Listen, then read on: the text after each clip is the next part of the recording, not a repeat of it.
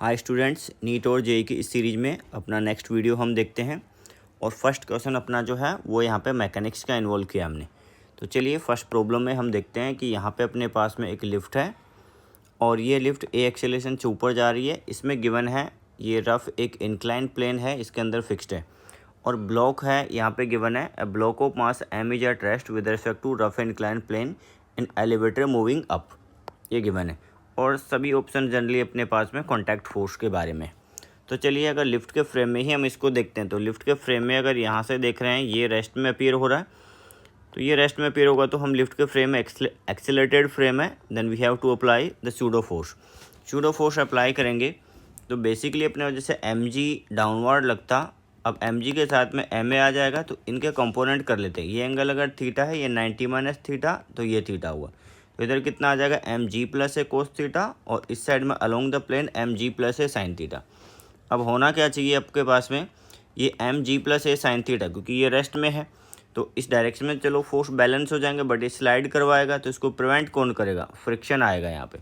और फ्रिक्शन जब पिक्चर में आएगा तो ये एम जी प्लस है साइन थीटा के इक्वल होना चाहिए, जिससे कि इसको रेस्ट में रख पाए। और नॉर्मल किसके इक्वल हो जाएगा, एम जी प्लस है कोस थीटा। तो यहाँ पे एक तो देखिएगा अपने को क्या गिवन है, the contact force between block and incline plane is vertical. देखो कॉन्टैक्ट फोर्स अलग है और रिएक्शन फोर्स अलग है। यहाँ पे ये तो है रिएक्शन फोर्स और ये फ्रिक्शन, और इनका रिजल्टेंट जो कहीं यहाँ पे आएगा वो कॉन्टैक्ट फोर्स होगा। अब वर्टिकल होगा कि नहीं होगा वो हम चेक कर रहे हैं। तो यहाँ पे हमने देखिए इनकी वैल्यूज़ तो इतनी आएगी, तो वैल्यू वाइज तो कोई मैच नहीं कर रहा है यहाँ पे, ये तो नॉर्मल आया।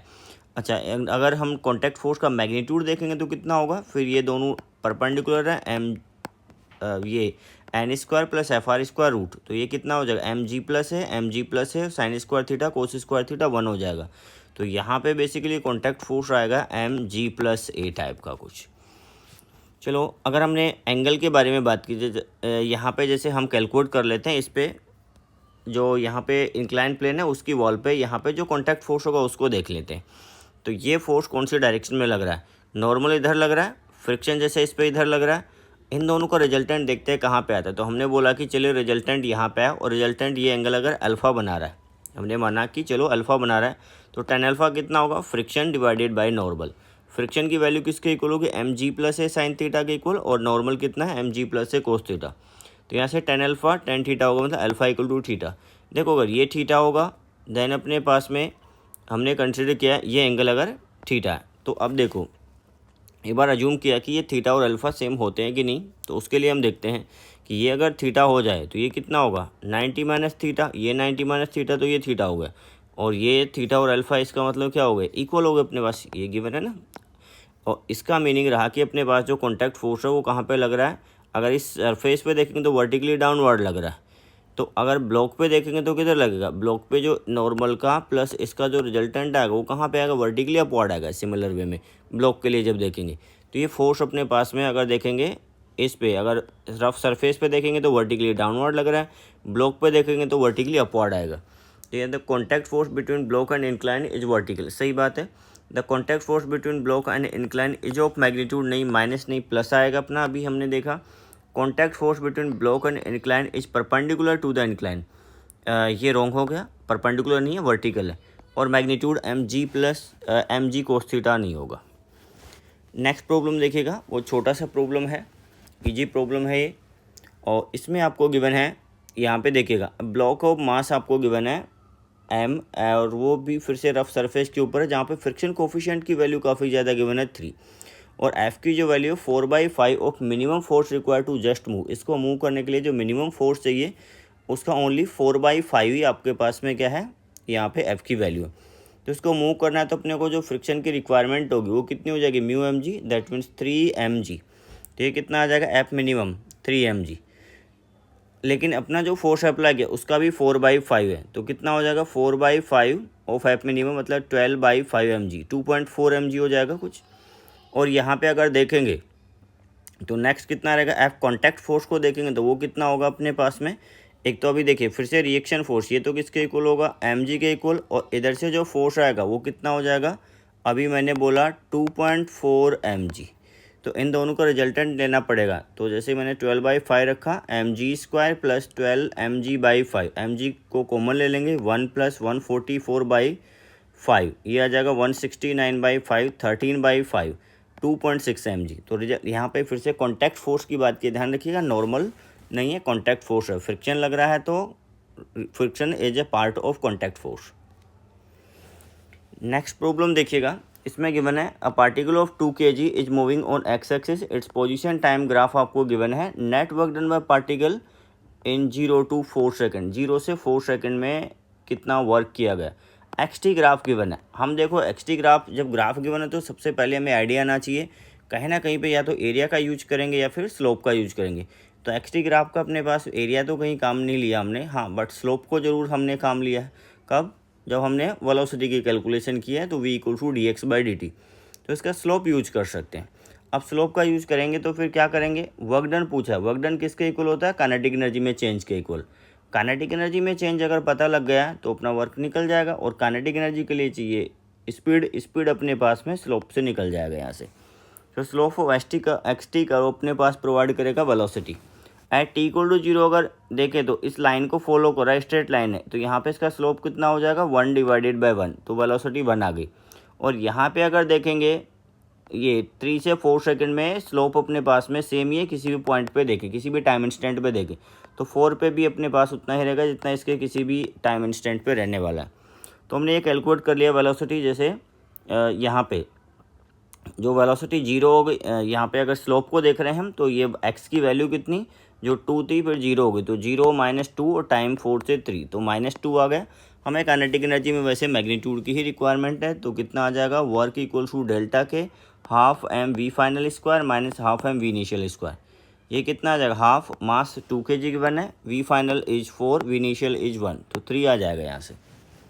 तो ये अच्छा क्वेश्चन है, ग्राफ का प्रॉब्लम है। नेक्स्ट देखिएगा, प्रॉब्लम में आपको गिवन है 2 particles are moving along circular path of radius R with velocity v0 each as shown in figure. ये मूव कर रहे हैं, एक ही सर्कल पे मूव कर रहे हैं।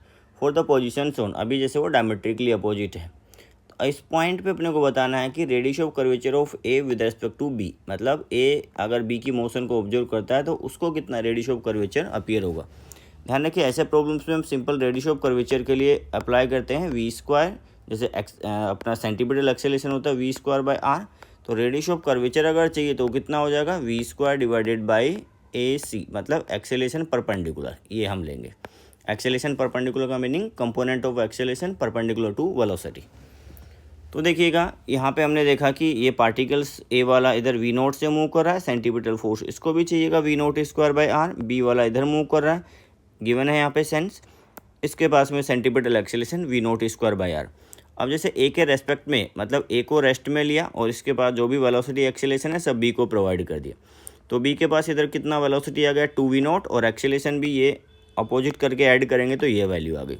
तो अब रेडियस ऑफ कर्वेचर कितना आना चाहिए, R radius of curvature v² / a centimetre या a परपेंडिकुलर, तो कितना आ जाएगा, ये 2v0 है और ये अपने पास में एक्सेलेरेशन टुवर्ड्स सेंटर होगा, तो 2v0² अपॉन दिस वैल्यू, यहाँ से कितना आएगा 2r, AC की वैल्यू 2r। नेक्स्ट देखिएगा, स्प्रिंग से रिलेटेड प्रॉब्लम आपके पास गिवन है। On a fixed smooth semi circular ring of radius r, one end of spring constant k and natural length r is attached and at end a as shown in figure.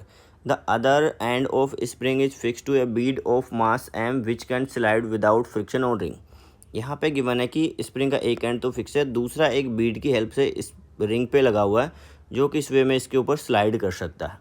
The Beed is placed in such A position that the spring makes angle 30 degree with diameter. इस वे में कुछ है कि यहाँ पे 30 degree angle बना रहा है। Then acceleration of bead when it is released, इसको रिलीज करने के बाद में कितना हो। अब यहाँ पे इंपॉर्टेंट कंडीशन थी, यहाँ पे इसको रिलीज किया मतलब वेलोसिटी नहीं है, 0 है। तो देखिए, पहले तो हम देखते हैं कि इसकी नेचुरल लेंथ कितनी थी। यहाँ पे अगर देखें तो अभी ऐसा कुछ है कि ये अपने पास में लेंथ है, ये 2r है। हमें पता है कि डायमीटर के, अगर मान लीजिए इस टाइप से कुछ हमने ये बनाया कि ये 2 पॉइंट्स, डायमीटर के दोनों पॉइंट्स को अगर ज्वाइन करते हैं हम किसी भी पॉइंट पे इस तरीके से, तो ये जो एंगल सब्टेंड किया जाता है 90 डिग्री सब्टेंड किया जाता है। आप ऐसे कहीं पे भी ज्वाइन करेंगे तो ये एंगल्स 90 होंगे। तो ये अपने पास 2r है और ये एंगल 30 है, तो इसके अंदर कंपोनेंट आएगा 2r cos 30 √3r आ जाएगा। जबकि इसके इनिशियल जो लेंथ है वो कहीं पे गिवन थी constant and natural length r, ये गिवन है। इसका मतलब इसमें एक्सटेंशन जो होगा कितना होगा √3r minus that natural length r, तो √3 - 1 × r ऐसा हो गया। अब यहाँ पे जो स्प्रिंग है वो अपनी तरफ ऐसे फोर्स लगाएगी और ये रखा हुआ था हॉरिजेंटल प्लेन में, ये भी गिवन है। हॉरिजेंटल प्लेन में तो ऐसा नहीं कि डाउनवर्ड mg नहीं लगेगा, mg लग रहा होगा, लेकिन देखो इमेजिन करो कि फ्लोर पे रखा हुआ है। फ्लोर पे रखा है तो अपने पास mg को हम ऐसे क्रॉस से रिप्रेजेंट करेंगे इनटू द प्लेन, और फिर नॉर्मल रिएक्शन आएगा ग्राउंड से वो out of the plane dot, तो वो तो उस डायरेक्शन में। जबकि ये अपने पास में प्लेन सरफेस के अंदर जैसे XY प्लेन है तो उसमें फोर्सेज को देखना है। तो इधर की तरफ फोर्स आएगा kx का एक कंपोनेंट हम इधर सेंटर की तरफ कर सकते हैं और एक ऐसे टेंजेंशियल डायरेक्शन में। ये टेंजेंशियल वाला कंपोनेंट है वो इसको इधर एक्सेलरेट करवाएगा, और इस डायरेक्शन में अपने पास में अगर मोशन होती तो सेंटीपिटल फोर्स में यूज होता, बट अभी वेलोसिटी ही 0 है तो सेंटीपिटल फोर्स तो 0 हो गया, तो वो इस रिंग से कुछ रिएक्शन फोर्स आएगा उससे बैलेंस हो जाएगा। तो यहाँ पे देखिएगा kx ये एंगल 30 है, इसको जब यहाँ पे ज्वाइन कर दिया तो ये भी रेडियस ये भी रेडियस, ये 30 डिग्री एंगल हो गए। तो ये 30 है तो kx का इधर कंपोनेंट, kx का इधर कंपोनेंट आ गया kx cos 30 और इधर kx sin 30, तो kx/2 आ जाएगा। As velocity is 0 the particle does not have any net force along PC। अब मैंने बोला कि इस डायरेक्शन में कोई सेंटीमीटर फोर्स की रिक्वायरमेंट नहीं है। इस डायरेक्शन में क्या होगा, फोर्स जो लग रहा है कितना लग रहा है kx/2, तो kx/2 तो k × √3 - 1 × r, और एक्सेलेरेशन चाहिए तो क्या करेंगे, ये तो अपने पास में ये वैल्यू थी kx/2, तो यहाँ से मास का डिवाइड कर दिया, मास का डिवाइड किया, तो एक्सेलरेशन की वैल्यू आई कुछ k × √3 - 1 r/2m। ये देखिए ऑप्शन अपना मैच करेगा। ये प्रॉब्लम अपना है इलेक्ट्रोस्टैटिक्स का। तो इसमें जो डायग्राम गिवन है, the figure shows a narrow beam of electrons entering with velocity 3 × 10⁻7 metre per second symmetrically through the space between two plates. Horizontal plates हैं P1 P' ये गिवन है, and other is P2 P2'। और यहाँ से किसी particle को Midway given है आपको।